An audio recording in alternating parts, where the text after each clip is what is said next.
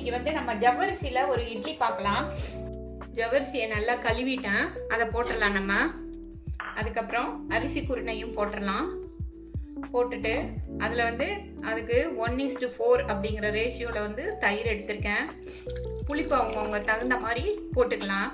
போட்டுட்டு இதுக்கு தேவையான அளவு உப்பு போட்டு கலந்து வச்சிடலாங்க. இது 4 to 6 hours வந்து சோக் ஆகணும். அதுக்கப்புறம் நம்ம வந்து இட்லி பண்ணலாம்.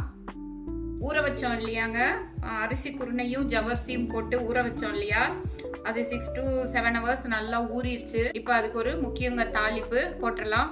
ஒரு குட்டி ஸ்பூனில் ஒரு 1/2 ஸ்பூன் கடுகு போட்டிருக்கேன். 2 ஸ்பூன் அளவுக்கு உளுத்தம்பருப்பு போட்டுடலாங்க. போட்டுட்டு பொடியாக கட் பண்ணி வச்ச இஞ்சி போட்டுடுறேன். 1 இன்ச்சு பீஸ் இஞ்சி போட்டால் போதும். பச்சை மிளகா ஒன்று நல்லா கட் பண்ணி வச்சுருக்கேன் பொடியாக, அதுவும் போட்டுடலாம்.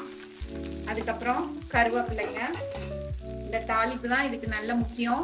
இந்த கருவேப்பிலை இதையும் போட்டுடலாம். போட்டு நல்லா ஃப்ரை பண்ணிடலாங்க. பாருங்க தாளிப்பை அதை போட்டுறேன் உள்ள. இந்த மாவு கொஞ்சமாக வாயில் போட்டு பார்க்கலாம். சப்போஸ் உப்பு பத்தலைன்னா போட்டுடலாங்க. போட்டுட்டு பொடியாக கட் பண்ணி வச்ச கொத்தமல்லி இதையும் நல்லா மேலே போட்டுடலாம். பார்த்தீங்களா, பார்க்கவே எவ்வளோ கலர்ஃபுல்லாக இருக்கு. சூப்பராக இட்லி வந்து வெந்துருச்சுங்க.